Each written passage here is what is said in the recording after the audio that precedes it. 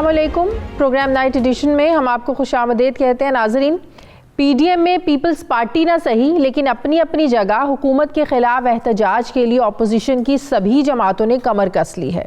Peoples party 27 फरवरी को निकलेगी तो पीडीएम 23 मार्च का ऐलान कर चुकी है, जबकि हुकूमत ने भी इन्हें रोकने के लिए सड़कें नापना शुरू कर दी हैं। अब आइंदा चंद महीनों की जो सियासत है इसमें एक थ्रिल नज़र आ रहा है और आइंदा दिनों की तरफ वज़ीर आज़म जो है ये ख़ुद भी इशारा दे चुके हैं कि आइंदा जो 3 महीने हैं ये मुल्क की सियासत में बहुत अहम है।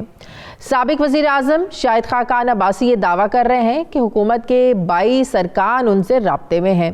क्या ये वही अरकान है जिनके राब्तों की वजह से अपोजिशन ये दावे कर रही है कि हुकूमत की बहुत जल्द छुट्टी होने वाली है? यहाँ सवाल एक और भी पैदा होता है कि अगर ये अपोजिशन हुकूमत का खात्मा करना चाहती है, घर भेजना चाहती है, जो पिछले 3.5 सालों से ये दावा कर रही है अपोजिशन, तो ये हुकूमत का खात्मा कैसे होगा? अब बज़ाहिर तो इसकी 3 सूरतें हो सकती हैं।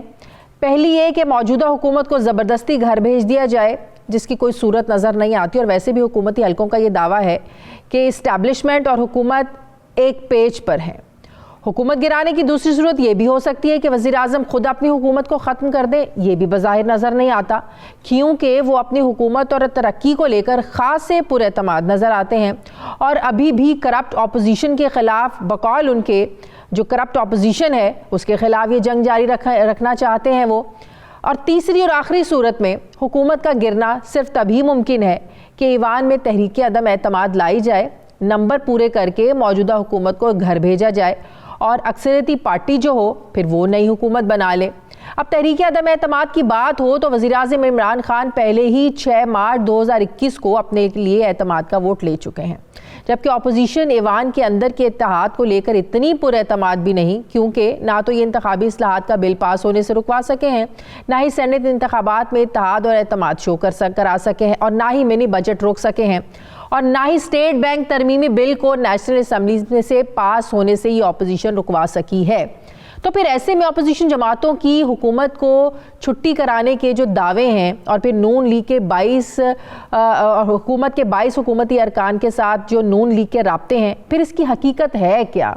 क्योंकि अमली तौर पर अपोजिशन ना तो मुत्तहिद नज़र आती है और ना ही एक दूसरे पर एतमाद करती नज़र आती है। फिर ऐसे में हुकूमत इत्तेहादियों को तोड़ना भी शायद मुमकिन नहीं होगा। तो फिर सवाल एक ही बनता है, हुकूमत की छुट्टी होगी कैसे, किस फार्मूले के तहत होगी? ऐसा आखिर अपोजिशन क्या करेगी, पीपल्स पार्टी क्या करेगी 27 फरवरी को निकलकर, और पीडीएम 23 मार्च को निकलकर इस्लामाबाद पहुंचकर क्या करेगी? मैं बात करूंगी, मुझे ज्वाइन कर रहे हैं मुस्लिम लीग नून के सीनियर रहनुमा हैं, साबिक वज़ीर आज़म हैं शाहिद खाकान अब्बासी साहब। अस्सलाम वालेकुम, बहुत बहुत शुक्रिया शाहिद खाकान अब्बासी साहब आपका।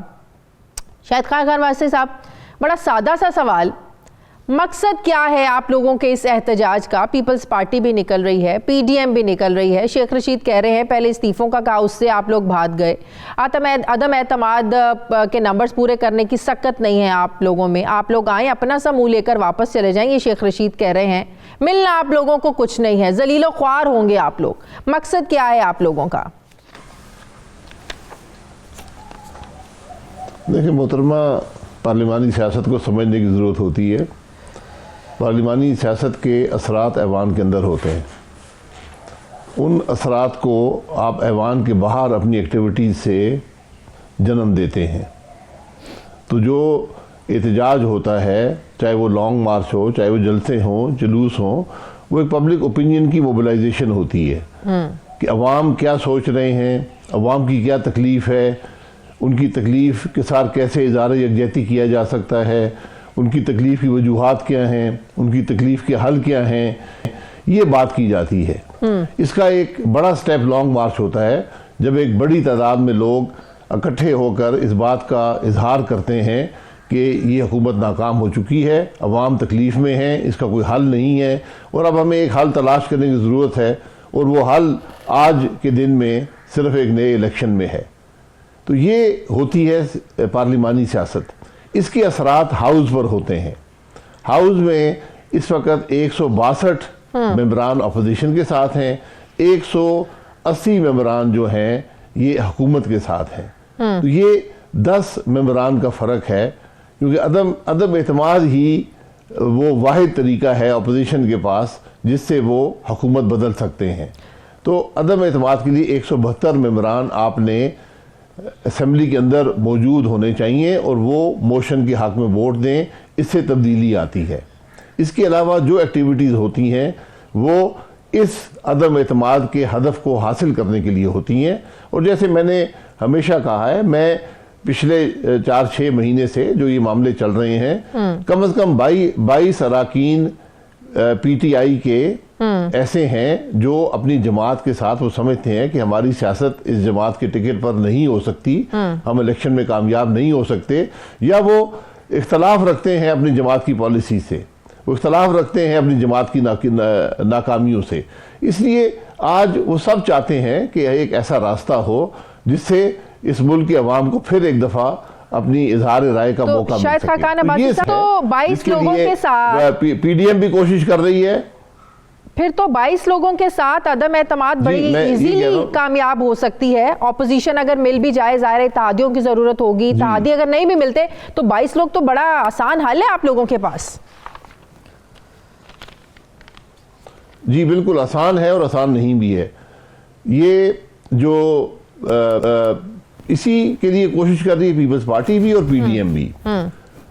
पार्लियामान के अंदर अपोजिशन इकट्ठी है, उसके अंदर कोई दो राय नहीं है, क्योंकि वो जानते हैं कि पार्लियामानी सियासत क्या होती है। सिर्फ जो इसमें मसला है वो हमारे मुल्क में जो गैर आइनी मुदाखलत सियासत में होती है, आज एक मसनूई बैसाखियों पर ही हुकूमत कायम है।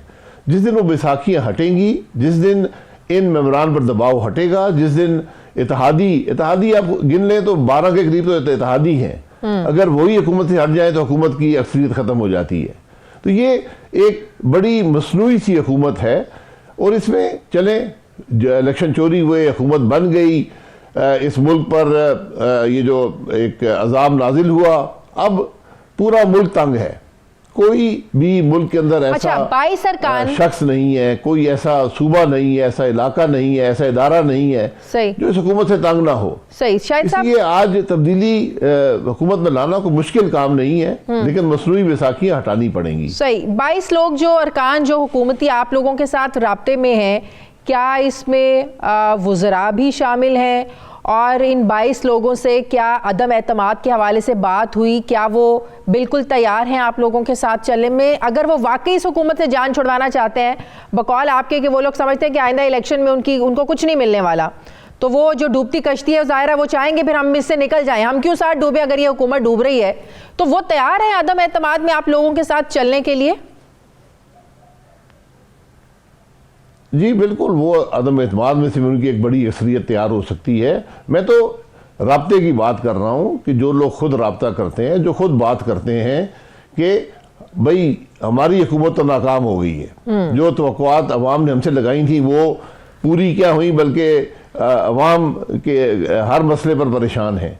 इसलिए वो एक बेस मौजूद है अब पार्लियामान के अंदर अदम एतमाद का, जो लेकिन मैंने हमेशा कहा है कि जिस मुल्क का निज़ाम ही आइन के मुताबिक ना हो, वहाँ पर एक आइनी अमल को इस्तेमाल करना मुश्किल हो जाता है। तो वजीर भी उनमें कुछ शामिल हैं उन 22 लोगों में?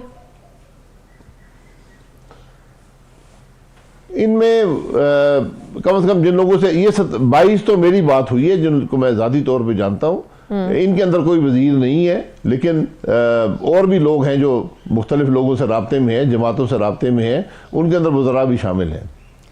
सही। जो आपका 2 दिन पहले PDM का सरबराही इजलास हुआ, उसमें अदम एतमाद पर खुलकर क्यों बात नहीं हुई? उसमें तो सिर्फ 23 मार्च का लॉन्ग मार्च होगा, ज़रूर होगा, वक्त तब्दील नहीं होगा, डेट तब्दील नहीं होगी। अदम एतमाद के हवाले से उस दिन कोई बात नहीं की मौलाना साहब ने? जी, अदम एतमाद के बारे में कभी भी बात नहीं की जाती, अदम एतमाद किया जाता है।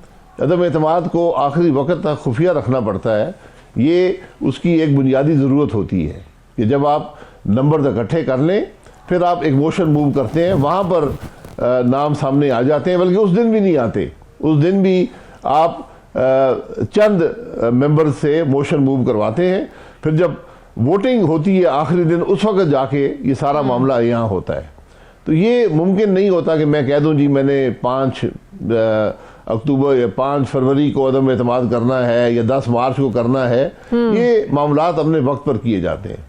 सही। 4 महीने के बाद तो वैसे भी शायद साहब इलेक्शन ईयर शुरू हो जाएगा, आधे से ज़्यादा वक्त इस हुकूमत का गुजर चुका है, तो अब इतनी क्या जल्दी है? क्यों आप लोग इस हुकूमत को सियासी शहीद बनने का मौका दे रहे हैं, ताकि कल को जब वो अवाम की अदालत में जाएं उन्हें तो ये कहने का बड़ा मौका मिलेगा भाई हम तो काम करना चाहते थे, इन्होंने हमें काम नहीं करने दिया। देखिए, जिस तेज़ी से आज पाकिस्तान हर शोबे में ज़वाल पजीर है, जो तबाही हर शोबे में पाकिस्तान की हो चुकी है, आप ये देख लें कि आज 140 नंबर है हमारा करप्शन के अंदर दुनिया में। 180 ममालिक में से हम करप्शन में 140 नंबर पर हैं। पिछले साल हम 124 नंबर पर थे। मैंने पूरा ट्रांसपेरेंसी इंटरनेशनल का रिकॉर्ड चेक किया है, किसी मुल्क का भी नंबर जो है वो 5 से ज़्यादा एक साल में नहीं गिरा। पाकिस्तान का 16 गिर चुका है। आज इस हुकूमत के 3.5 साल हुए हैं, ये नंबर 117 से 140 पे आया है। 23 पोजीशंस हम गिर चुके हैं।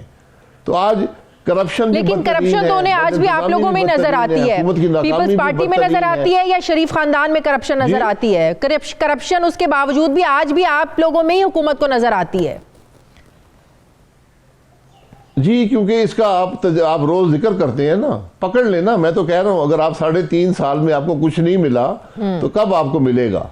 ये नैरेटिव क्रिएट करना मीडिया के जरिए मुख्तलिफ हवाले देकर, मैं तो ओपन चैलेंज है मेरा, मैं हर रोज चैलेंज देता हूं कि 5 साल हमारी हुकूमत रही है, रिकॉर्ड सारा हुकूमत के पास है, नैब आपकी साथ खड़ी हुई है। आप कोई भी इल्ज़ाम लगा कर देख लें, इल्ज़ाम लगाएं, टीवी कैमरे रखें, नैब का चेयरमैन बैठे, उसके जो ये वज़रा मुशीर रखे हुए ये बैठे और हम पर इल्ज़ाम लगाएं, लाइव टीवी पर। आज 3.5 साल में आपको एक तंग करने वाले मुशीर तो चले गए। अपनी हुकूमत की करप्शन छुपाने के लिए, मेरी बात मोहतरमा, मेरी बात सुन लें। अपनी करप्शन छुपाने के लिए आपने नैब के कानून में, ऑर्डिनेंस में ये लिख दिया कि हमारे ज़माने की करप्शन नहीं होगी, वो उस पर कोई पूछ नहीं सकता। तो आज मैं पूछूंगा ये नैब से और ये जो वजीर मुशीर रखे जाते हैं कि हुकूमत की करप्शन कहाँ गई? मुझे कोई ये बताए, इस मुल्क में चीनी 53 रुपए की बिक रही थी, आज वो कैसे 150 तक गई है? चीनी के 40% इस मुल्क के मालकान काबीना की टेबल पर बैठे थे जब आपने एक्सपोर्ट की इजाजत दी, वहीं से सारा मामला शुरू हुआ। आप दवाइयों की करप्शन देख लें, आप LNG के अंदर देख लें, आप पावर सेक्टर में देख लें, आप बिजली के अंदर देख लें, आप किसी शोबे को आप गंदम को देख लें, बाकी तो छोड़ें। हमारी सोना उगलती ज़मीनें हैं, गंदम की कीमत में दुगनी से ज़्यादा हो गई है। यानी कोई मुल्क का ऐसा शोबा नहीं है जहाँ करप्शन नहीं है। ये सिर्फ दूसरों पर इल्ज़ाम लगाकर, हमारा ओपन चैलेंज है, लगाओ ना। आप 9 साल मुशर्रफ साहब यहाँ पर एहतसाब करते रहे, नवाज शरीफ के खिलाफ कुछ नहीं मिला। 3.5 साल इनको हो गए, कुछ नहीं मिला। वकील जजों को खरीद कर, दबाव डालकर, उनको पर असरअंदाज होकर आपने 2 कन्विक्शंस ली हैं जो करप्शन की नहीं है, जो किसी अदालत के मैदान में खड़ी नहीं हो सकती। तो ये जरा इन चीजों को ऑब्जेक्टिवली देखना चाहिए। 3.5 सालों में शहजाद अकबर को तो कुछ नहीं मिला, फारिग किया गया उनको। अब जो नए हेड आए हैं एहतसाब के, क्या पता उन्हें कुछ मिल जाए। एक मुशीर से तो जान छूट गई आप लोगों की। जी, उनको मुबारक हो। ये मछेरे ढूंढ लें, बहुत सारे मछेरे के आप मछलियां ढूंढ रहे हैं, है कुछ नहीं। ये समुंदर में कोई ऐसी चीज नहीं है। आपने पकड़ना है तो हुकूमत के करप्शन को पकड़ें, ये भी आपकी जिम्मेदारी होती है। ये जो वजीर मुशीर होते हैं, जो नैब का चेयरमैन होता है, इसका काम अपोजिशन को पकड़ना नहीं होता।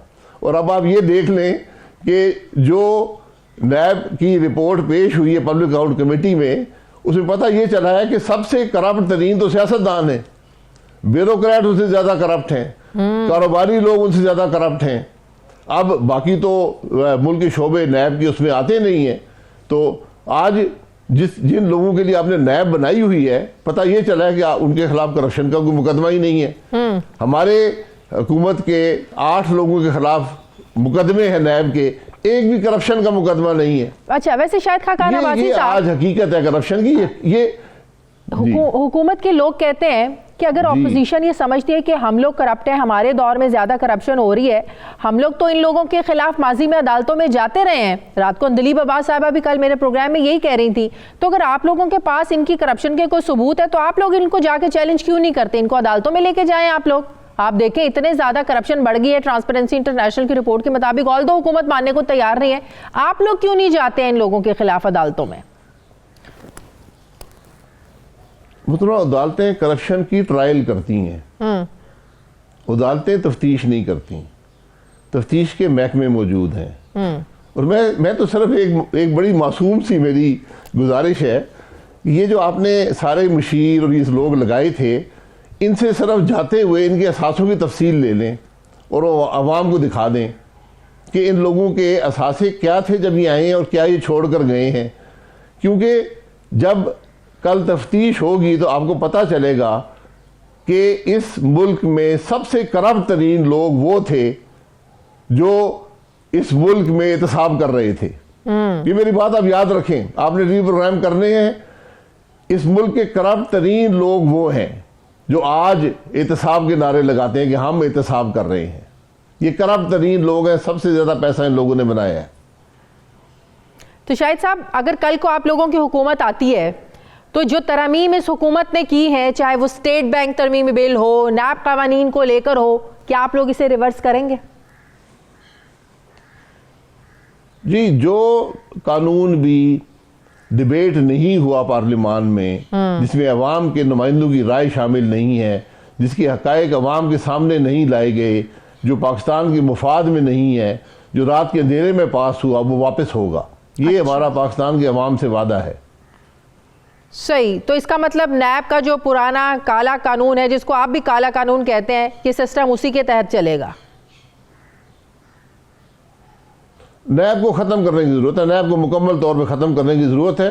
तमाम जमातें इत्तेफाक करें, इसको ख़त्म करना चाहिए। इसने आज मुल्क को तबाह कर दी है। तो इसका मतलब है कल को आप लोग हुकूमत में आते हैं, करप्ट तरीन इदारा नैब खुद है, सिरे से ख़त्म कर देंगे। ये नहीं कि इसको दुरुस्त करेंगे, तरमीम करेंगे, आप सिरे से ख़त्म कर देंगे, तरमीम नहीं करेंगे, चेंजिंग्स नहीं लेके आएंगे। जी बिल्कुल, नैब को ख़त्म करके अगर आपने करप्शन पकड़नी है, हालांकि अगर मैं सियासी बात करूं तो मैं तो चाहूंगा कि नैब रहे, क्योंकि हमने तो नैब का मुकाबला कर लिया है, हमने तो नैब का असर बर्दाश्त कर लिया है। ये लोग नहीं कर पाएंगे। लेकिन मैं फिर भी कहता हूं कि वो कानून जिसने इस मुल्क को तबाही के सिवा कुछ नहीं दिया, जिसने इस मुल्क में सियासत को तबाह कर दिया, मईशत को तबाह कर दिया, हुकूमत गवर्नेंस को तबाह कर दिया, उस कानून को नहीं होना चाहिए। आपने करप्शन पकड़नी है, करप्शन पकड़ना ज़्यादा मुश्किल नहीं है। लेकिन अगर आपने सियासत पर असरअंदाज होना है, आपने अपोजिशन को दबाना है, तो फिर आपको नैब चाहिए। तो आप इस इदारे को अपने ऑपोजिट लोगों के खिलाफ इस्तेमाल नहीं करेंगे, आते ही आप लोग करेंगे कि इस इदारे को ख़त्म कर देंगे। तो फिर एहतसाब के लिए कौन सा इदारा होगा, कौन सा इदारा एहतसाब करेगा? एहतसाब के लिए टैक्स का इदारा है। आप पैसा बना सकते हैं, छुपा नहीं सकते। असासे आपके अखराजात बताते हैं कि ये आदमी करप्ट है। जिस आदमी के भी अखराजात उसकी आमदन से ज़्यादा हो, जिसकी असासे की तफसील वो ना बता सके, उसको जवाबदेह होना पड़ेगा। ये मुश्किल काम नहीं है अगर आपने वाकई करप्शन पकड़नी है। अगर आपने सियासत खेलनी है तो फिर आपको नैब चाहिए। शाहिद खाकान अब्बासी साहब, 2013 से लेकर 2018 तक इस बात का दराक हुआ ही नहीं कि इस इदारे को ख़त्म होना चाहिए, या इस बात का आप लोगों को शायद समझ नहीं थी, या आप लोग एक्सपेक्ट नहीं कर रहे थे कि इस इदारे को हमारे खिलाफ ऐसे इस्तेमाल किया जाएगा? जी, हमें ये सस्पेक्ट नहीं करते थे कि कोई भी ऐसी हुकूमत आएगी जो इस इदारे को सियासत के लिए इस्तेमाल करेगी। हम 5 साल रहे हैं, वहाँ पर 2 चेयरमैन नैब रहे हैं। दोनों से पूछ लें कि कोई मीटिंग, कोई असर उन पर हुकूमत का आया है या नहीं आया। कोई मीटिंग, कोई असर नहीं हुआ। एक आज़ाद इदारा था जिसके पास कंप्लेंट्स आती थी, उनको देखता था और करता था। जो कोशिश बिल्कुल हुई, क्योंकि ये इदारा एक आमिर ने बनाया था और उसने भी बनाया था सियासतदानों को काबू करने के लिए, उनको तोड़ने के लिए, उनकी वफादारियाँ ख़रीदने के लिए। हमने इस पर काम किया, 1.5 साल एक कमेटी बैठी रही जिसमें पीपल्स पार्टी भी थी और पीटीआई भी थी, लेकिन जब वक्त आया कानून पर एग्रीमेंट भी हो गया, जब उसको इम्प्लीमेंट करने का, उसको कानून को पास करने का, तो ये दोनों जमातें उस वक्त वहाँ से भाग गईं और उन्होंने कहा ठीक है जी, अब ये मामला ऐसे ही चले, ये पनामा गेट आ गया, ये डॉन लीक आ गया है, ये उसको भुगतें। अब पूरा मुल्क इस कानून को भुगत रहा है और मैं फिर आज कहूँगा कि ये ऐसा कानून है जिसको इत्तफाक राय से ख़त्म करने की ज़रूरत है। ये इसको एक जमात अददी अक्सरियत भी रखती हो, वो अगर इसको ख़त्म करेगी तो कल उस पर इल्ज़ामात लगेंगे, लेकिन कम से कम हमारी जमात बड़ी क्लियर है कि ये कानून जितना, और मैं आपको पूरे वसूख से कहता हूँ, जितना नुकसान नैब ने पाकिस्तान का किया है शायद ही किसी और चीज़ ने किया हो। बिल्कुल सही। शाहिद खाकान अब्बासी साहब, तहरीक इंसाफ की हुकूमत एक ऐसी हुकूमत है जो इत्तेहादियों के जो है ना उनकी बैसाखियों पर खड़ी है। इत्तेहादी नाराज़ भी रहते हैं फिर भी ये हुकूमत चल रही है, महंगाई है फिर भी ये हुकूमत चल रही है, ऑपोजिशन से हुकूमत कोई ख़तरा महसूस नहीं करती है। आप लोगों का लॉन्ग मार्च हो, आप लोगों का एहतजाज हो, हुकूमत आप लोगों को इतना हल्का लेती हो कि हुकूमत ज़्यादा, हम कह सकते हैं कि हुकूमत बहुत ज़्यादा भारी है या ऑपोजिशन में कोई जान नहीं है? जी, जिस हुकूमत को अवाम की परवाह ना हो वो अवाम की राय का ज़्यादा एहतराम नहीं करती।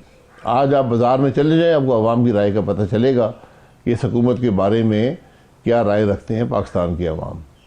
तो अपोजिशन जो होती है वो इस्लाह का रास्ता दिखाती है, वो हालात को बेहतर करने का रास्ता दिखाती है।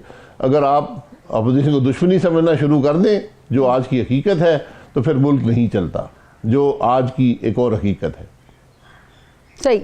आखिरी सवाल, नवाज शरीफ साहब कब वापस आ रहे हैं? नवाज शरीफ साहब इलाज करवा कर वापस आएंगे। इसका तयन या उनके डॉक्टर कर सकते हैं या वो खुद कर सकते हैं। ये मैं और आप नहीं कर सकते, और इस बात को एक खेल ना बनाया जाए, मेरी ये दरख्वास्त होगी। किसी की सेहत पर सियासत करना और शोबदाबाजी करना मुनासिब बात नहीं होती। तो फिर जब अयाज सादिक साहब जैसे लोग टीवी पर आकर ये कहें कि मैं जाऊंगा, मैं साथ लेकर आऊंगा, और फिर जब कुछ लोग ये कहें कि अब ये महीनों की नहीं, दिनों की नहीं, हफ्तों की बात रह गई है, नवाज शरीफ साहब वापस आएंगे, सर फिर तो सवाल उठेंगे कि शायद कुछ ऐसी प्लानिंग चल रही है या वाकई प्लान बन गया है नवाज शरीफ साहब के वापस आने का। आप लोगों की पार्टी के अपने लोग डेट्स देते हैं, महीने बताते हैं। जी, मैं जब आपके प्रोग्राम पे आया तो मैं पार्टी की नुमाइंदगी नहीं कर रहा। आप मुझसे सवाल करती है, मैं जवाब दे देता हूँ। जो उस वक़्त मेरे जहन में बात हो या मेरी सोच उस वक़्त हो, यही बात है। या सादिक साहब ने दूसरे अफराद ने की है, ना वो नवाज शरीफ साहब की सेहत का फ़ैसला कर सकते हैं, ना मैं आप कर सकता हूँ, ना आप कर सकती हैं। इसलिए इस बात को डॉक्टर्स तक और नवाज शरीफ साहब तक छोड़ दें। ठीक है, बहुत बहुत शुक्रिया। मुस्लिम के सीनियर रहनुमा साबिक वज़ीर आज़म पाकिस्तान शाहिद खाकान अब्बासी साहब मेरे साथ थे। मुझे ब्रेक लेनी है नाज़रीन, वापस आते एक छोटे से वक्फे के बाद।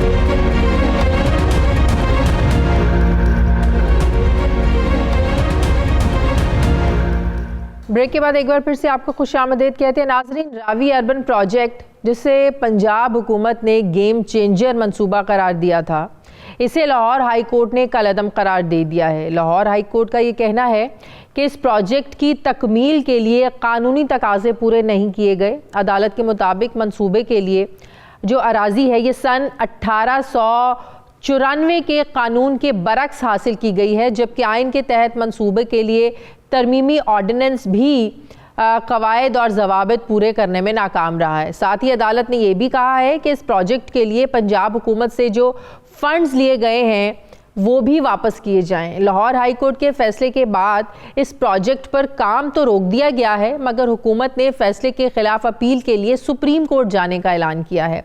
सवाल ये पैदा होता है अब यहाँ पे कि पंजाब हुकूमत का गेम चेंजर मंसूबा, जिससे लाखों लोगों का रोज़गार और रिहाइश वाबस्ता थी, इसकी तकमील के लिए आईनी तकाजे पूरे क्यों नहीं किए गए। सिर्फ यही नहीं बल्कि जल्दबाजी में हुकूमत ने इसको इनॉग्रेट भी कर दिया, इसका इफ्तिताह भी कर दिया गया था।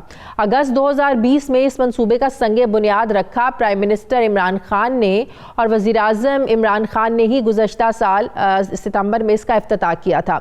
1,02,000 एकड़ रकबे पर मुहित रावी अर्बन प्रोजेक्ट, जिस पर अब तक करोड़ों रुपए लागत आ चुकी होगी, ऐसे में इस प्रोजेक्ट का रुक जाना यकीनन हुकूमत की जो कारकर्दगी है इस पर एक बहुत बड़ा सवालिया निशान है। रावी अर्बन प्रोजेक्ट को पाया तकमील तक पहुंचाने के लिए क्या तरमीमी ऑर्डिनेंस में तब्दीली करके और आइन और कानून के तकाज़ों को मद्देनज़र रख कर दोबारा शुरू ये हुकूमत कर सकेगी, या फिर करोड़ों रुपए के नुकसान के साथ ये मंसूबा जो है ये भी तारीख का हिस्सा बन जाएगा। मैं बात करूंगी, मुझे शराज ज़का है, ये वकील हैं, दरख्वास्त गुजार हैं जो इस मंसूबे के ख़िलाफ़ अदालत में गए, उनकी तरफ से ये इस सारे मामले को देख रहे हैं। अस्सलाम वालेकुम, बहुत बहुत शुक्रिया शराज साहब आपका। शराज साहब, ऐसे कौन से कानूनी तकाजे थे, आइनी कानूनी तकाजे जो इस हुकूमत ने पूरे नहीं किए और मजबूरन लोगों को भी अदालत में जाना पड़ा? देखें, वो कानूनी तकाज़ों पर आने से पहले मैं सबसे पहले एक बात करना चाहूँगा कि तहरीक इंसाफ का नारा था कि साफ चली, शफाफ चली, तहरीक इंसाफ चली। सफाई का हाल ये है कि लाहौर दुनिया का आज आलूदा तरीन शहर है। शफाफियत का हाल ये है कि ट्रांसपेरेंसी इंटरनेशनल में 117 से 140 नंबर पर पाकिस्तान चला गया है। अब बात होती है प्रोजेक्ट की। प्रोजेक्ट में बेसिकली ट्रांसपेरेंसी ही नहीं थी। एक प्रोजेक्ट की इन्वायरमेंटल फिजिबिलिटी ही नहीं तयन की गई, एक प्रोजेक्ट की इन्वायरमेंटल इम्पैक्ट असेसमेंट ही नहीं उसके हवाले से अप्रूवल लिया गया पंजाब इन्वायरमेंटल प्रोटेक्शन एजेंसी के हवाले से। तो लैंड किस तरह एक्वायर किया जा सकता है? फार्मर्स को, किसानों का इस्तेहसाल किया जा रहा था, उनको जबरदस्ती उनकी जमीनों से धकेला जा रहा था। देखिए, 1947 में जब पार्टीशन हुई तो जवाहरलाल नेहरू जब इंडिया के प्राइम मिनिस्टर थे, उन्होंने सबसे पहले आके लैंड रिफॉर्म्स किए। उस लैंड रिफॉर्म्स का अल्टीमेटली बेनिफिट ये हुआ कि गरीब किसान को उसको ज़मीन में हिस्सा मिला, जिसकी वजह से जब लैंड रिफॉर्म्स हुए तो किसानों में जो मोबिलाइजेशन थी वो इंडिया में बढ़ गई। और हमने आजकल हम देख रहे हैं कि नरेंद्र मोदी की हुकूमत के खिलाफ जो पंजाब के जो किसान थे वो उठ खड़े हुए। पाकिस्तान में मसला ये था कि रियल एसेंस में कभी कोई लैंड रिफॉर्म्स हुई नहीं, जिसकी वजह से फार्मर्स के पास सिर्फ एक ही रास्ता था कि वो अदालत के दरवाजे खटखटाएं। तो उन्होंने अपने, लेकिन अगर जो रुकावटें थी उनको दूर कर लिया जाता, अब तो इतना करोड़ों रुपया लग भी चुका है, आप लोग इसके खिलाफ अदालत में चले गए। जो मसाइल थे, जो रुकावटें थी, अगर बातचीत करके उनको दूर कर लिया जाता तो इस मंसूबे में तो कोई बुराई नहीं थी। देखें, मंसूबे में इन्होंने देखें मंसूबे में इस सिर्फ कानूनी सुकम नहीं थे बल्कि एक गैर आइनी मंसूबा भी है, क्योंकि 70,000 एकड़ से जायद एग्रीकल्चरल लैंड पाकिस्तान का, जो 70,000 एकड़ से जायद एग्रीकल्चरल लैंड जो था वो housing societies, land mafia, land developers के बेनिफिट के लिए कन्वर्ट किया जा रहा था। पाकिस्तान इस साल नेट फूड इंपोर्टर हो गया है। पाकिस्तान नेट फूड इंपोर्टर हो गया है। क्या ये बात दुरुस्त है कि किसानों से जबरदस्ती जो है हजारों एकड़ अराजी ये 1475 रुपए फी मरला में ली थी? बहुत सस्ती। बिल्कुल आप ठीक बात कर रही हैं। और लैंड एक्विजिशन एक्ट पाकिस्तान में 1894 का बना हुआ है, अंग्रेजों के दौर का। इंडिया ने अपनी पार्लियामेंट में 2013 में तरमीम किए पाकिस्तान की सुप्रीम कोर्ट के मुतअद्दिद फैसले, जिसमें कहा गया कि पाकिस्तान गवर्नमेंट को भी चाहिए, पंजाब हुकूमत को भी चाहिए कि वो लैंड एक्विजिशन एक्ट जो 1894 का बना हुआ है उसमें वही तरमीम करे जिस तरह इंडियन पार्लियामेंट ने किए हैं। आप एग्रीकल्चरल लैंड को किस तरह रेजिडेंशियल पर्पजेस के लिए कन्वर्ट कर सकते हैं, हाउसिंग सोसाइटीज के लिए कन्वर्ट कर सकते हैं। मैं आपको बताता चलूं, इस वक्त इंटरनेशनल पॉलिटिक्स में रशिया और यूक्रेन की लड़ाई है। अगर रशिया और यूक्रेन के दरमियान जंग छिड़ जाए तो रशिया यूक्रेन दोनों वीट को एक्सपोर्ट करते हैं, तो पूरी आलमी दुनिया में वीट की जो प्राइस है, गंदम की जो प्राइस है वो बढ़ जाएगी। तो पाकिस्तान जो है अपना एग्रीकल्चरल लैंड को लैंड माफिया के हवाले करता जा रहा है, जिसकी वजह से हमें एग्रीकल्चरल प्रोडक्ट्स अगर इंपोर्ट करनी पड़ जाए तो पाकिस्तान में करंट अकाउंट डेफिसिट के क्या मामला किस हद तक बढ़ जाएंगे? करंट अकाउंट डेफिसिट और ज्यादा बढ़ जाएगा, बैलेंस ऑफ पेमेंट डेफिसिट बढ़ जाएगा। कुछ किसानों ने हामी भी भरी थी, वो हुकूमत के इस फैसले में उनके साथ थे, या उन्हें कुछ लालच देकर पुरकशिश मराद का वादे कर उनको अपने साथ में लाया गया? नहीं, बिल्कुल भी ऐसी कोई बात नहीं थी, बल्कि किसानों का इस्तेहसाल किया जा रहा था, उनको ज़बरदस्ती उनके लैंड से जो है वो बाहर फेंका जा रहा था। और आप ये जान के हैरान होंगे कि लोकल गवर्नमेंट से भी कोई अप्रूवल नहीं लिया हुआ था। जब सुप्रीम कोर्ट ने लोकल गवर्नमेंट्स को बहाल किया था तो इनका काम बनता था कि इस प्रोजेक्ट के हवाले से कानून के मुताबिक सेक्शन 4 के तहत ये लोकल गवर्नमेंट से अप्रूवल लेते। इन्होंने लोकल गवर्नमेंट से भी अप्रूवल नहीं लिया हुआ। आप हैरान होंगे जान के कि लाहौर का जो मास्टर प्लान इन्होंने अदालत में प्रोड्यूस किया उसमें रावी अर्बन प्रोजेक्ट का कोई जिक्र ही नहीं था। लाहौर के मास्टर प्लान में इन्होंने रावी अर्बन प्रोजेक्ट का कोई जिक्र ही नहीं किया हुआ था। और इन्होंने एक black listed company mine heart company के जरिए से ये कंसल्टेंसी सर्विसेज ले रहे थे। लेकिन जो एतराज़ात लाहौर हाई कोर्ट में उठाए गए हैं जिसकी बुनियाद पर मंसूबे को रोका गया है, अब हुकूमत ने फैसला किया है वो सुप्रीम कोर्ट जाएंगे, और अगर वो जो कानूनी सुकम है, जो रुकावटें हैं उनको दूर कर देते हैं और दोबारा इजाजत मिल जाती है, तो फिर आप लोग क्या करेंगे? देखें, बात यह है कि देखें, मैं बतौर वकील जो है हमारा काम यह है कि we have to play with in the rules. हमने रूल्स के अंदर रह के खेलना है।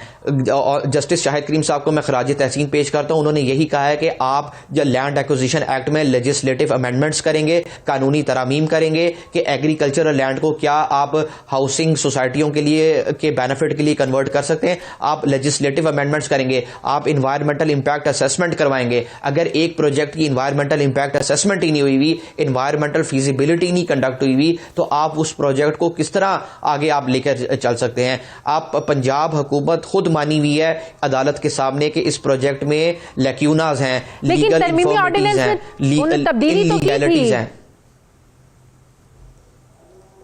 देखें, ये जो तरमीमी ऑर्डिनेंस जब इन्होंने अदालत में पेश किया, ये खुद मान गए कि वाकई इस प्रोजेक्ट में इलीगैलिटीज हैं। तो जज साहब ने कहा जब आप खुद मान गए हैं कि इलीगैलिटीज कमिट हुई हुई हैं, तो फिर अब आप उस ऑर्डिनेंस के जरिए से उसको लीगल कवर इसलिए नहीं दे सकते क्योंकि ऑर्डिनेंस जारी करने के लिए भी एक रिक्वायरमेंट्स होती हैं, वो एमरजेंसी सर्कमस्टांसेस आपने जस्टिफाई करने होते हैं। तो जज साहब ने कहा कि कोई एमरजेंसी सर्कमस्टांसेस इस वक्त फौरी तौर पर प्रवेल नहीं करे जिसकी वजह से आप ये ऑर्डिनेंस जारी करते। हाँ, अगर आपने ये अगर इन इलीगैलिटीज को, जो गैर कानूनी इरेगुलरिटीज हैं, उनको कवर अप देना था तो पंजाब असेंबली में कानून पेश करते। आप गवर्नर के जरिए से ऑर्डिनेंस जारी करके उस गैर कानूनी एक्टिविटीज को आप लीगल कवर प्रोवाइड नहीं कर सकते। ऑर्डिनेंस जारी करने के लिए भी वो एमरजेंसी सर्कमस्टांसेस एग्जिस्ट करने चाहिए। आप अगर पंजाब असेंबली का सेशन जारी हो और आप उस दौरान ऑर्डिनेंस जारी कर दें तो वो ऑर्डिनेंस जारी नहीं किया जा सकता।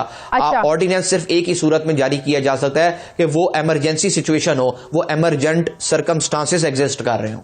सही। एक आखिरी सवाल, अब वहाँ के जो लोग हैं जो इसके खिलाफ है, उनकी क्या डिमांड्स है? जो उनसे ज़मीनें ली जा रही हैं वो ज़्यादा दामों में उनसे ली जाए या ज़मीन के बदले उन्हें ज़मीन दी जाए? अब लोगों के मुतालिबात हैं क्या वो बिल्कुल ही नहीं चाहते कि यहाँ पर जो नया शहर बसाने का मंसूबा है हुकूमत का, इस पर काम हो? अगर उनकी जमीन ले रहे हैं उसके बदले उनको मिल रही जमीन मिल रही है या भारी दामों मिल रही है, अच्छे वो दाम वसूल हो रहे हैं, फिर क्या मसला है? देखें, यही जस्टिस शाहिद करीम साहब ने कहा है कि आप कानून में अमेंडमेंट्स करेंगे जिस तरह के इंडिया की पार्लियामेंट ने की हुई है। इंडिया की पार्लियामेंट में जो लैंड एक्विजिशन एक्ट में जो तरामीम की गई उसमें कहा गया था कि फार्मर्स को कि अगर ज़मीन उनसे ख़रीदी जा रही है, पहले सोशल इम्पैक्ट असेसमेंट की जाएगी, पहले उसके बाद उनको फेयरली कंपेंसेट किया जाएगा। और इस सूरत में कंपेंसेट किया जाएगा कि अगर उनको ज़मीन से धकेला जा रहा है, उनकी ज़मीन खरीदी जा रही है, तो किसी और एरिया में ज़मीन दी जाएगी, उसकी भी वैल्यू वही होगी, उसकी भी नेचर वही होगी। लेकिन उनको अब जिस तरह रावी अर्बन प्रोजेक्ट कैरी किया जा रहा है, इसको जिस तरह इसमें इलीगैलिटीज कमिट की गई हैं, इसमें साफ नजर आ रहा है कि फार्मर्स को उनके जमीन से बाहर धकेला जा रहा है, जो कि उनके राइट ऑफ डिग्निटी की खिलाफवर्जी है और उनको कहीं और जमीन दी नहीं जा रही। बहुत बहुत शुक्रिया शिराज ज़का। हाथ नाज़िम, मुझे प्रोग्राम में एक ब्रेक लेनी है, वापस आते हैं छोटे से वक्फे के बाद।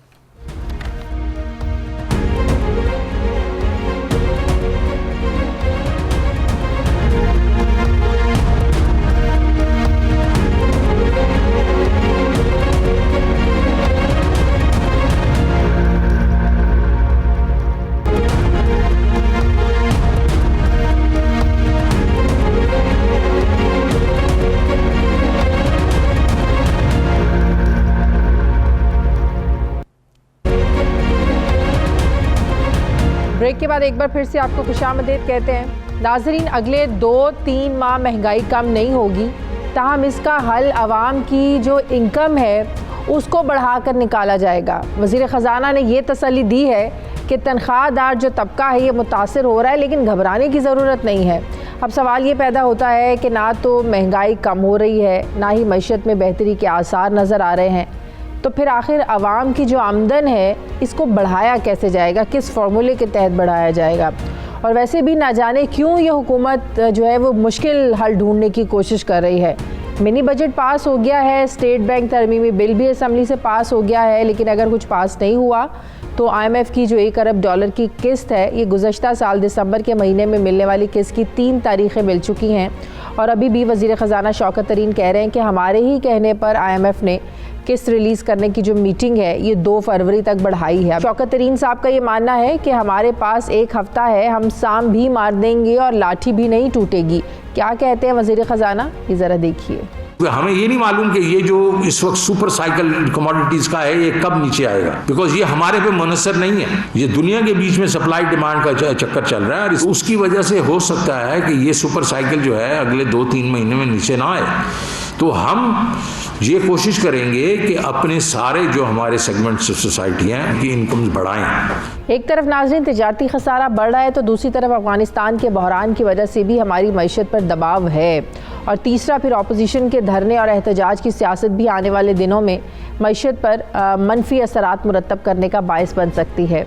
जबकि IMF के साथ 2 फरवरी की तारीख तय पाई है, अगर इस तारीख को भी कर्ज़े की जो किस्त है ये रिलीज़ नहीं होती तो फिर मईशत में बेहतरी कैसे आएगी। मैं बात करूंगी, मुझे माहिर मौशियात फ़ारूक सलीम साहब ज्वाइन कर रहे हैं। अस्सलाम वालेकुम, बहुत बहुत शुक्रिया फ़ारूक सलीम साहब आपका। फ़ारूक सलीम साहब, सबसे पहले तो ये बताइएगा कि जो हमें हल दिया जा रहा है कि आमदन बढ़ाई जाएगी तनख्वाहदार तबके की, कैसे? महंगाई तो कम हो नहीं रही है, इनकम आप कैसे बढ़ाएंगे एक आम आदमी की? जी, पहला सवाल आपने उठाया कि हुकूमत के पास ऐसा कौन सा फॉर्मूला है कि आवाम की आमदन बढ़ जाएगी, और साथ ही साथ इसके साथ दूसरा सवाल ये बनता है कि हुकूमत के पास कौन सा फार्मूला है कि वो कितनी आमदन बढ़ा देगी। बिकॉज हुकूमत का जो अपना इदारा है पाकिस्तान ब्यूरो ऑफ स्टेटिस्टिक्स कहलाता है, उसने जो जनवरी की 20 तारीख को हमें आदाद शुमार दिए हैं, वो यकीन जानिए कि पढ़ने के बाद मैं बहुत ही घबरा गया, क्योंकि वो ये कहते हैं सेंसिटिव प्राइस इंडेक्स कहलाता है वो, और उसमें कोई 51 ज़रूरी अशिया जो हैं उनकी कीमत हुकूमत हमें खुद से बताती है कि पिछले 1 साल में यानी कि 12 महीनों में उनमें कितना इजाफा आया है। बिजली की कीमत हुकूमत बता रही है कि 81% बढ़ गई है, खाने बनाने का तेल जो है वो 50% ऊपर है, साबुन 40%, दाल मसूर 40% और पेट्रोल 35%। तो सवाल ये पैदा होता है कि अगर बिजली की कीमत 81% बढ़ रही है तो क्या हुकूमत जो आमदन बढ़ाने का फॉर्मूला सोच रही है उसमें अवाम का मैक्सिमम कितना फ़ायदा पहुंचा सकती है? हकीकत ये है कि आप अपने इर्द गिर्द अपने नहीं, आमदन कैसे बढ़ेगी? मुझे इस चीज़ की समझ में नहीं आ रही कि आप सरकारी मुलाजमीन की तनख्वाहें बढ़ाएंगे, जो प्राइवेट तबका है उस पर ये कैसे इम्प्लीमेंट होगा? ज़ाहिर अगर आपने आमदन बढ़ानी है तो सबकी बढ़ाएंगे ना, तो ये आमदन बढ़ेगी कैसे? खर्चे तो कम नहीं हो रहे हैं। जी, ये सवाल बिल्कुल वैलिड बनता है कि आमदन बढ़ाई कैसे जाएगी। हकीकत ये है कि पिछले 3 साल से तो आमदन मुसलसल जो है वो गिर रही है। अगर आप वर्ल्ड बैंक का डेटा उठा के देखें तो वो हमें बताता है कि 2018 में पाकिस्तानियों की जो औसतन आमदन है वो पीक पे पहुंच गई थी, और उसके बाद 3 साल ऐसे हैं जिस दौरानिए में आपकी और मेरी और औसतन आमदन जो है वो मुसलसल गिर रही है। तो यहाँ पे तो 2 धारी तलवार चल रही है कि बिजली 81% ऊपर है, दाल मसूर 40% ऊपर है, और आपकी और मेरी आमदन जो है वो मुसलसल गिर रही है। तो मेरी समझ में नहीं आता कि हुकूमत के पास कोई ऐसा फार्मूला है जिससे वो आमदन बढ़ा पाएगी।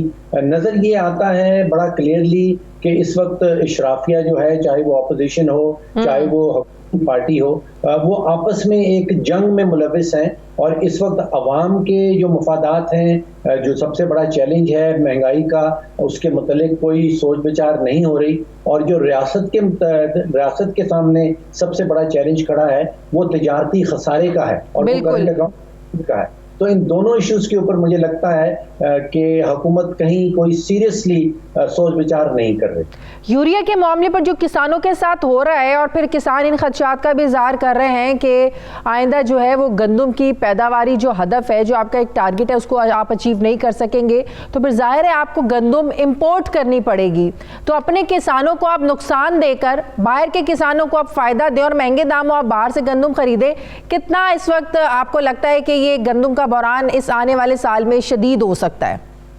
देखिए, हम बचपन से सुन रहे हैं, हमें बताया जाता है कि पाकिस्तान एक ज़रूरी मुल्क है। हाँ। इस तो हमने गंदम भी इंपोर्ट की, हमने चीनी भी इंपोर्ट की, हमने कपास भी इंपोर्ट की, दालें हम पहले से ही इंपोर्ट कर रहे हैं। तो ये एक तो हम एग्रीकल्चर कंट्री, मैं समझता हूँ कि हम इस काबिल नहीं रहे कि हम अपने आप को एग्रीकल्चर कंट्री कह सकें।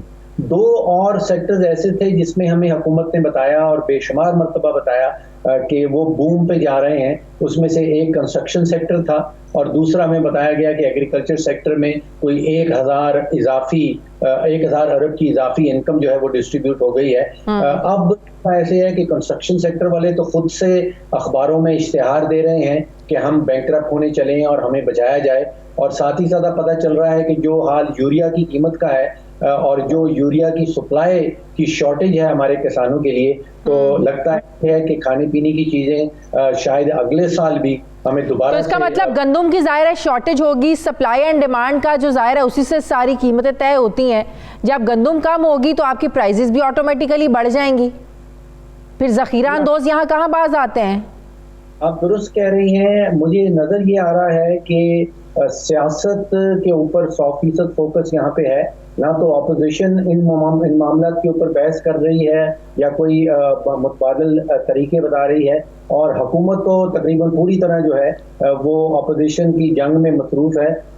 इसमें सीरियस इश्यूज जो हैं, जो आम आदमी के रियल इश्यूज हैं, यानी कि आम आदमी का कोई इससे ताल्लुक नहीं है कि शहाद अकबर साहब आ रहे हैं या जा रहे हैं या उनकी जगह कोई नया कौन आ रहा है। उनका तो मसला बनता है कि आटे की कीमत क्या है, चीनी की कीमत क्या है, पेट्रोल की कीमत क्या है, और ये तीनों चीजें जो हैं ये पाकिस्तान की 74 साल माशी तारीख में इस वक्त बुलंद तरीन सतह पे पहुंची हैं, और साथ ही साथ डॉलर भी बुलंद तरीन सतह पे पहुंच चुका है। कहीं ना कहीं अफगानिस्तान में जो इस वक्त मईशत का हाल है, वहाँ इतना प्रेशर है, वहाँ की जो तालिबान हुकूमत है उन पर, एक आम आदमी पर, पाकिस्तान पर भी इसका दबाव आ सकता है, पाकिस्तान पर भी इसके कोई मनफी असरात आपको लगता है कि पड़ सकते हैं?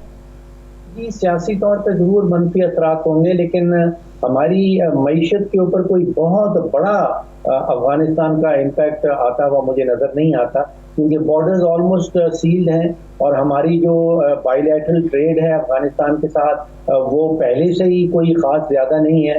बिलियन 2 बिलियन का मामला बनता है आने जाने का, जबकि इस साल हमारी जो बायलैटरल ट्रेड दुनिया के साथ है वो मैं समझ रहा हूँ कि 100 बिलियन से कहीं तजावुज कर पाएगी। तो अफगानिस्तान का एक कुर्बानी का बकरा जरूर ढूंढ सकते हैं कि उनके ऊपर इल्ज़ाम डाल दिया जाए, लेकिन वहाँ पे एक तो आबादी जो है वो 3-4 करोड़ से ज़्यादा नहीं है, वो कितनी गंदम स्मगल कर लेंगे, वहाँ पे कोई इतना बड़ा एग्रीकल्चर लैंड भी नहीं है, वो कितनी यूरिया हमारी जो है वो स्मगल कर लेंगे।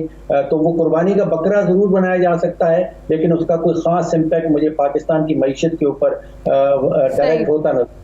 IMF का जो इजलास फ़ारूक सलीम साहब 28 जनवरी को होना था, हमें $1 अरब की किस्त मिलनी है। अब वज़ीर ख़जाना ये कह रहे हैं कि हमारे ही कहने पर ये अब तारीख 2 फरवरी को ये इजलास बुलाया गया है।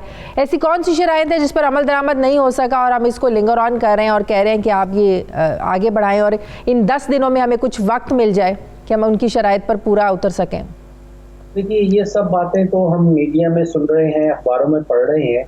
मुझे जो असल मसला नजर आता है कि एक एतमाद का बहुत संगीन किस्म का फुकदान हो गया है हुकूमत पाकिस्तान और IMF के दरमियान, और उसकी वजह कि लास्ट ईयर फरवरी में अगर आप देखें, जिस वक्त हमारे वजीर ख़जाना साहब डॉक्टर हफीज शेख साहब थे, उन्होंने एक मुआहदा किया था फरवरी की 17 तारीख को, और उसमें हमने वादा किया था कि पेट्रोलियम की मद में 30 रुपए फी लीटर टैक्स लगाया जाएगा। उसमें हमने वादा किया था कि 350 अरब के टैक्सेस जो हैं जिन पे एग्जेम्पशन दे रखी है वो वापस ले लिए जाएंगे। उस वादे की बुनियाद पे हमने $500 मिलियन की एक किस्त वसूल कर ली थी IMF से, और उसके बाद वो हमारे पास नए वजीर खजाना आ गए और उन्होंने कहा कि हम उन वादों के ऊपर अमल दरामद नहीं करेंगे। तो अब आप जरा IMF के हवाले से सोचिए कि वो ये सोच कि हमने हुकूमत पाकिस्तान वजारत खजाना के साथ उनके वादे के ऊपर उनको $500 मिलियन दे दिया और उसके बाद वो वादों से फिर गए। अब वो कह रहे हैं कि जी आप पार्लियामेंट के पास जाएं और वहां से कानून साजी करवा के हमारे पास लाएं, उस वक्त तक जो है वो हम आपको $1 बिलियन की किस्त नहीं देंगे। तो एक एतमाद का एक बड़ा शदीद संगीन किस्म का फुकदान नजर आता है। सही। अच्छा, स्टेट बैंक तरमीमी बिल ज़ाहिर अपोजिशन तो इस पर वावेला मचा रही है, लेकिन दूसरी तरफ जो वज़ीर ख़जाना है वो ये कहकर तसल्लियाँ देने की कोशिश कर रहे हैं कि गवर्नर स्टेट बैंक ने अगर हमारी मर्ज़ी के मुताबिक काम ना किया तो मैं तब्दील कर दूंगा। क्या ये इख्तियार होगा? एक तरफ तो हम उन्हें बहुत ज़्यादा खुद मुख्तारी दे रहे हैं, बिल्कुल इंडिपेंडेंट कर रहे हैं, अपोजिशन तो वावेला इस चीज़ का मचा रही है कि वो आपको तो जवाबदेह होंगे नहीं, जिनके नुमाइंदे होंगे वो उन्हीं को जवाबदेह होंगे। तो क्या ये इख्तियार होगा कि आप उसको तब्दील भी कर लें और अपनी मर्ज़ी के मुताबिक भी चलाएं? बिल आप पास करवा रहे हैं ऑटोनॉमी देने का, खुद मुख्तारी का, और आप कह रहे हैं कि चलाना इनको आपने अपनी मर्जी से। देखिए, यहाँ मैं समझता हूँ कि ऑपोजिशन जो है वो सियासत की बुनियाद पे तनकीद कर रही है, उनके पास कोई ठोस मुआशी बुनियाद नहीं है। यहाँ पे सवाल हमने अपने आप से ये पूछना है कि अगर स्टेट बैंक को आज़ादी खुद मुख्तारी दी जाती है कि वो शराए सूद को डिटर्मिन कर सके, तो क्या वो पाकिस्तान के मुफाद में है? क्या वो पाकिस्तान में रहने वालों के मुफाद में है? तो मैं समझता हूँ कि जिन सेक्टर्स के अंदर हम स्टेट बैंक को आज़ादी खुद मुख्तारी दे रहे हैं वो 4 हैं बेसिकली। उसमें तयन करना है इंटरेस्ट रेट का, उसमें आपने तयन करना है कि कितनी मनी सप्लाई होगी, उसमें बैंकिंग सेक्टर को रेगुलेट करना है। तो मेरा मौक़िफ़ ये है कि ये तीनों सेक्टर जो हैं इसमें अगर स्टेट बैंक को आज़ादी और खुद मुख्तारी दी जाए तो ये पाकिस्तान में जो 22 करोड़ रहते हैं उनके भी मुफाद में है और ये पाकिस्तान की रियासत के भी मुफाद में है कि इन सेक्टर्स में सियासी मुदाखलत की इजाज़त नहीं होनी चाहिए। तो ये तो बिल मैं समझ रहा हूँ ऑपोजिशन जो है वो सियासी बुनियाद के ऊपर शोर मचा रही है, उसके पास कोई ठोस किस्म की माशी बुनियाद नहीं। बहुत बहुत शुक्रिया हमारे मौशा डॉक्टर फ़ारूक सलीम साहब मेरे साथ। नाज़रीन, हमारे प्रोग्राम का वक्त ख़त्म हो गया। फीडबैक ज़रूर दीजिएगा, अपना ख्याल रखिएगा। मुझे इजाज़त दीजिए, अल्लाह हाफ़िज़।